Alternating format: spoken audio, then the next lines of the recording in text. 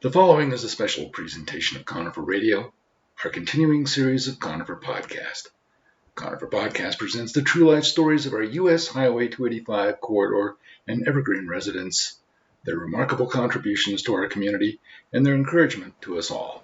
We continue this week with Mr. Howard Paul of Alpine Rescue Team and a Conifer Podcast recording from March 10th of 2021. Conifer Radio offers its support and gratitude to Howard and the entire Alpine Rescue Team of volunteers for the continuing contributions to our mountain community's mountain search readiness, for their dedication to saving lives, and also for their search and rescue and mountain safety educational programs and advocacy. A really big shout out to the entire Alpine Rescue Team. Hello, Conifer, Bailey, and our US 285 corridor and Evergreen communities, and welcome to another feature of Conifer Podcast. We're here live and direct in mobile studio with Howard Paul of Alpine Rescue Team. Howard serves as both Public Information Officer and Preventive Search and Rescue Coordinator of Alpine Rescue Team, a mountain search and rescue unit based out of Evergreen, dedicated to saving lives through search, rescue, and mountain safety education, and is one of our special mountain area nonprofit organizations. So welcome, Howard, to Conifer Podcast. Well, thanks very much. It is indeed a pleasure to chat with you and everybody else that's listening today.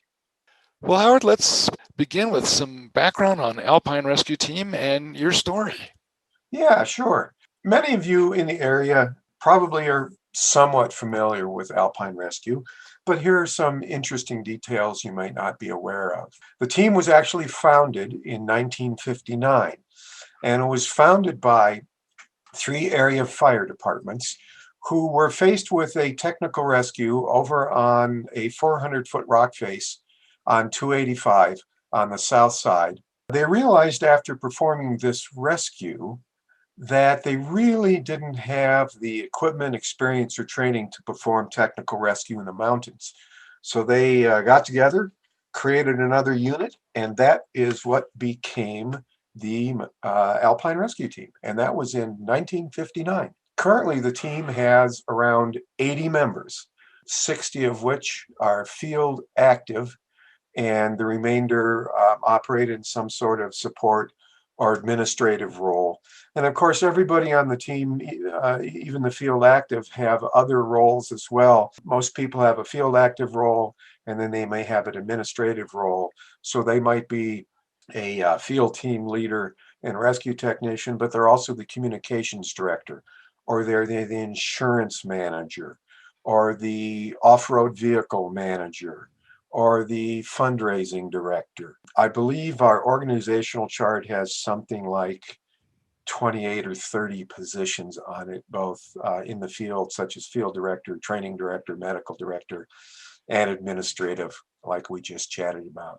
Myself, I've been a PIO, which is a public information officer or a spokesman, for several years, including at the state and the national level in search and rescue. And I've been leading operations of our preventive search and rescue program for about the last 4 years. Now, here's some interesting facts you may find a little bit surprising. In the last 62 years, we've had 3,896 search and rescue missions. Holy smokes. And we've already up to 28 this year, which is astonishing. In the last 4 years alone, we've had 527 missions. When I joined the team, we would get about 50 calls a year, and we'd go in the field maybe 35 times. So that was, 70%. Now we're in the 135 call range and have been for the last 4 to 5 years. And in the last 4 years, our members have contributed 79,000 personal hours to Alpine. The majority of that is actually in training, but that includes training, administration, searches and rescues. It could be vehicle maintenance, cleaning up our building. Someone has to do that. Maintaining the building. We had some frozen pipes a few weeks ago. So 79,000 hours in the last 4 years. Amazing. What a statistic. I don't think anyone who's driven down Turkey Creek Canyon hasn't looked up at that rock face that you just mentioned and wondered if anyone has actually climbed that thing and potentially gotten stuck Holy Well, smokes. actually, it is a popular climbing face. It's known, at least we on the rescue team know it as Lover's Leap. I don't know why it's got that particular name, but it is actually pretty popular for climbing. Well, Howard, let's continue with your story as Howard and tell us a little about you, what prompted you to take on the challenge of being the PIO with the Alpine Rescue Team and all the good preventive work you do for them. Well, I grew up in Michigan, which is where I first started camping. As a kid, like most folks do. We started our family and another camping in the national forests. Now, they're certainly different from Michigan. In many other ways, they are, different from Colorado, but in many ways they're just as beautiful. We would camp along the shore of Lake Michigan in the Manistee National Forest, and alongside the shore would be these giant sand dunes and deer flies that could carry away small people, I think. I was also raised by my family to give back to the community. I kind of found Alpine as a way to do that. I first underwent our training for myself. I wanted to learn backcountry safety and survival skills for both myself and anybody that I might be out backpacking or hiking or cycling with, or out photographing wildlife and wildflowers. That first training was one night a week for 14 weeks. This was back in 1985. I've been doing it a while. I'm as old as dirt. It was 14 Monday nights plus 3 weekends for a half a day or a day. And then we had an overnight practical exam, which really kept us up, we kept us up all night. I really found the team and what it does to be very captivating. And it's entirely enjoyable and extraordinarily rewarding. We'll talk about the Alpine Rescue Team organization and its presence in the region that's been so important to our 285 corridor and frankly evergreen mountain communities and the entire surrounding area. Sure. Alpine's among the most highly qualified, best equipped, and best trained mountain rescue teams in the nation. We don't like to puff ourselves up. We're a little proud of ourselves. Privately, we try to keep a little bit, perhaps too little of a low profile. But we really are among the most qualified, equipped, and trained in the nation. I know that a few years ago when I looked at our training calendar and was comparing it to other teams, we had by far the most substantial training calendar. We actually train 3 Wednesday nights a month, and we hold 2 half-day or all-day field trainings a month all year round, except of course around the holidays in December. So that's a really busy training program so that we can do our job effectively and more importantly, so we can do it safely. We also have an astoundingly busy PSAR, which is Preventive Search and Rescue Program, where we do our bit to try and teach people how to keep themselves out of trouble, how to recognize trouble, and what to do if they do get in trouble, or perhaps maybe even more likely come across someone else in the backcountry that's lost or injured. Before COVID locked us all down, we put in about 500 person hours a year just doing PSAR programs. Folks, we are here live in mobile studio with Howard Paul of Alpine Rescue Team, and you can reach him at 303-221-9400 or shoot him an email to howard.paul@alpinerescueteam.org. Howard, on behalf of My Mountain Town and Conifer Radio, we are very, very privileged to be focusing on our special nonprofits and in terms of supporting you in terms of your needs as well. Let's continue the conversation with your future vision for Alpine Rescue Team and what's going to be important and necessary to help you with your ability to serve the community. It's interesting that you ask about future vision for Alpine, because I think the future vision for our team is the same as for most of the other teams in the state. Our state organization, the Colorado Search and Rescue Association, is leading some efforts to really identify the future needs of search and rescue as a whole in the state, because we know that the current system really isn't sustainable. It is in most parts of the state, however, not with Alpine, difficult to get volunteers. I think the nonprofit world has found in general that volunteerism has fallen off due to job and work commitments. Funding perhaps is not sustainable. So it's difficult, and we have to change the model. What that means for those other teams and for Alpine, I'm not sure.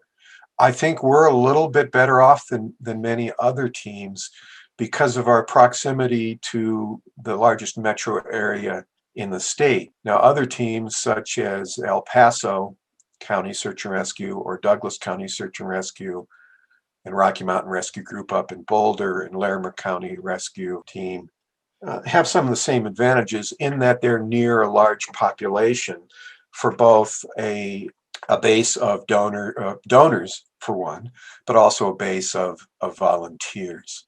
But what's important to Alpine is public awareness and support of the team is vital. We've grown tremendously over the years since I've joined the team. We've been able to obtain really critically important equipment to transport our members, to buy equipment, to get the proper necessary backcountry vehicles. Our fleet right now consists of a communications and command post four-wheel drive bus. It's a converted airport shuttle bus. And then we have 3 rescue trucks, 1 medium rescue truck and 2 small rescue trucks. We have a UTV, utility terrain vehicle. We have 6 snowmobiles and we have 4 ATVs. That's a pretty large fleet. It costs money both to obtain them, and it costs, surprisingly, I guess if any of you own a snowmobile or own an ATV, you know what it costs to maintain it. And those aren't things that we can do ourselves. You know, we take those down into Lakewood to the specialty shops that can maintain those things for us. What's critically important is that we keep our name out there, and then we get the support of the community. Whatever we can do to give you a hand here, that's why we're talking today. And so let's shift this to something fun. What's something fun that you've discovered about Evergreen, Conifer, Bailey, the US 285 corridor communities in the area? And actually, what's fun about both living and working up here? I actually live and work in Denver, so I have a little bit longer of a commute. I really do wish I lived in the area, but unfortunately I don't. But I'll tell you what is really great, something fun that I've discovered up in the area that I spend a lot of time in, is the hundreds of miles of trails. There are some trails that are enormously popular. For example, the trail from Guanella Pass to the summit of Mount Bierstadt. 2 years ago, that was the most heavily traveled trail of a 14er in the state. Tens of thousands of hikers and climbers every year. But what I really enjoy are some of the lesser known trails, particularly on the east side of Mount Evans. There are several trails in the Mount Evans State Wildlife Area, you know, way up Upper Bear Creek west of Evergreen, up around Camp Rock, for example. Some of my favorite trails are the Bear Track Lakes Trail and the Rest House Meadows Trail and the Lost Creek Trail. That's probably my favorite. It's just beautiful. And of course, the Cub Creek Trail, which you can get to from practically right in town there in Evergreen. What's fun and really interesting to me is the hundreds of miles of trails in the area. Some of my favorite trails are the lesser known ones on the east side of Mount Evans. You know, on the west side of Mount Evans, you've got the Mount Bierstadt Trail, which 2 years ago was the most heavily traveled trail in the state with tens of thousands of hikers and climbers. But on the east side of Mount Evans, whose trailheads are in the state wildlife area, the Mount Evans State Wildlife Area, there's Bear Track Lakes, there's Rest House Meadows, there's the Lost Creek Trail, which I think is my favorite. And of course, there's the Cub Creek Trail, which you can reach practically from in town over by Maxwell Falls. What I like about those trails are they're very quiet. There's solitude. You can do an out and back or a loop trail up there and spend a couple of hours or the day or a backpack. and just see a handful of people all day. That's what's really pleasant, is get out and enjoy the backcountry, say hi to a few people and of course their dogs, not dealing with the maddening crowd of the people rushing to bag a 14er. That's what's really fun and interesting about the area. It's really, those lesser known trails are just magnificent. Howard, what have you discovered that's important to the business community about Alpine Rescue Team, and what's important about their support of your organization? It all comes down to numbers. And it comes down to numbers typically preceded by a dollar sign, unfortunately. That's the way things operate. In the last 4 years alone, our members contributed more than $2.6 million in donated person hours. That's the value of the time of the members. And we track that time pretty well using computer software.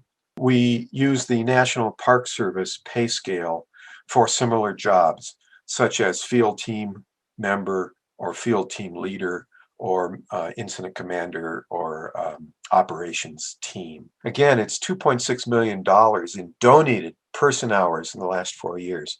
That's money that the county government doesn't have to spend. I calculated a few years ago for one county, and we operate in 3 counties. We're actually headquartered in Jefferson. The vast majority of our work is in Clear Creek County, and we also do some work in Gilpin County. And all 3 of those counties support us in different ways.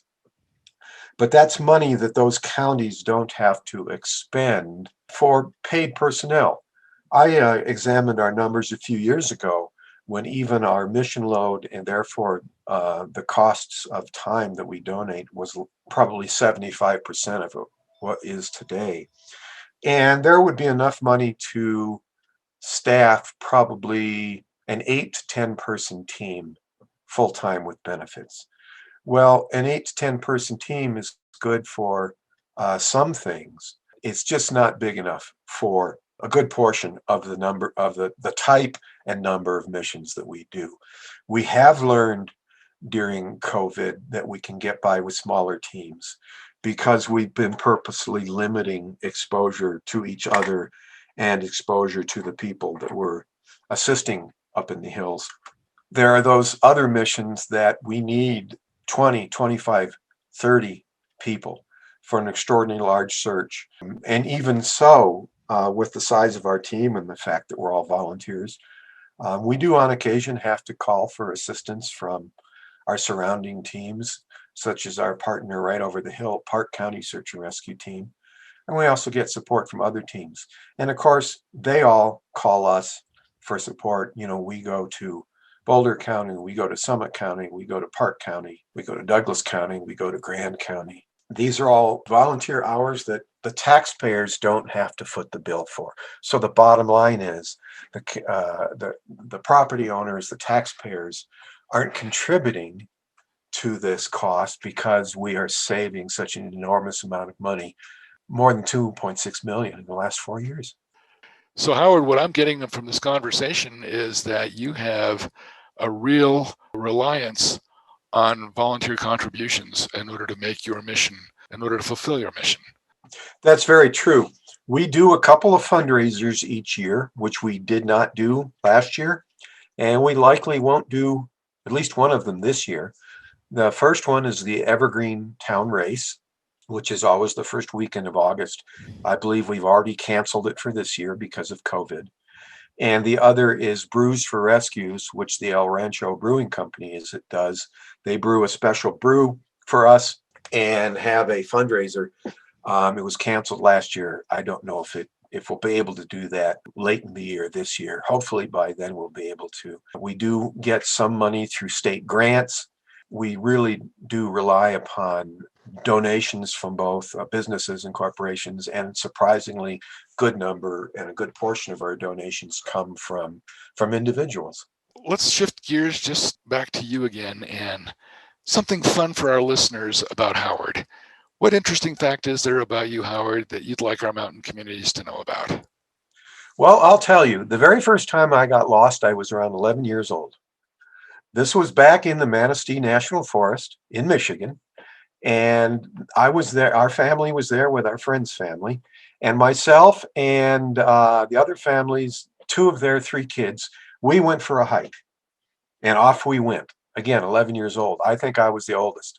Might have been 12. So there was like an 11-year-old and a 10-year-old and an 8-year-old, and off we went. We realized we were lost. Once you get away from the dunes, you get back east along the shore. It is a very thick pine and mixed deciduous forest. We went wandering along and finally realized we didn't know where we were. But me being at 11 years old, the exceptionally experienced outdoorsman that I was, I knew that if we just walked this way, we would eventually get back to the dunes on the shore. And I had estimated whether we were north or south, I don't remember which, and we could just walk back. And we did. And it took about 4 times longer than the three of us figured it would take. We eventually did get back to the shore. We had to go up and down over the sand dunes. Now, they're not a 700-foot sand dune like here in Colorado, but they're still pretty big. And we were pretty wiped out by the time we got back to the shore. We chose the correct direction to walk back to the Forest Service campground, which I believe was north. And we got back to the campground, and the look on my mother's face, she was so frightened, so terrified. My dad said they were just about to call the forest rangers to go looking for us. That would have been a rather inauspicious beginning of my outdoors career. Well, it's something that's in terms of a lifelong skill you can always go back to, especially for interviews like this, to give our listeners an appreciation that when your heart is in your mission, it started at 11 years old. Yeah, and in the ensuing years, I've learned to keep an eye on where the sun is. I've learned to use my watch as a compass, and to use do what we in Search and Rescue call situational awareness, which we've learned from the world of airline pilots in the military. And that's to constantly be aware of where you are and what's happening to you. At 11 years old, I didn't quite know how to do that. Well, that's where it started, apparently, with that great story. I guess it did, yeah. And Howard, as we close our discussion today, what encouragement do you have for our mountain community for the future of Evergreen, Conifer, Bailey, and the US 285 corridor? Well, I don't have the privilege of living in the area. I'm up in the area many, many times. I do have the great privilege of living in Colorado. Why would anybody want to leave here? But I would say that, remember, it's a privilege to live in the Evergreen Conifer, the 285 area. It's really a magical place where, you can live your life to the fullest that you're not going to get certainly down here in the metro area or in Fort Collins or Chicago. Take advantage of everything it offers, from the hiking and camping to the lakes and the state parks, the Jeffco open space parks down south of 285, Evergreen Lake. Take advantage of all that outdoors, the state wildlife area. It's just astounding to have that all in your backyard and you can be at in just a few minutes. That's what I would say. Well, thank you, Howard. And Conifer Radio listeners, on behalf of Alpine Rescue Team, the US 285 corridor, our neighbors up in Evergreen, and all of our mountain communities, we stand here today to recognize Howard Paul and your continuing leadership of our local community's mountain search and rescue operations and initiatives. A big thank you, sir. And as we wish you all the best in your continuing service to the community, once again, how can our listeners best get in touch with you? Well, if you want to get in touch with me, and I'm happy to answer all sorts of questions about mountain safety and trails and that sort of thing, and about the team, probably the best way is to shoot me an email at howard.paul, that's Paul, just like a first name. So howard.paul@alpinerescueteam.org. Well, thank you, Howard. We look forward to talking with you again here in the future on Conifer Podcast. Thanks so much. I enjoyed it.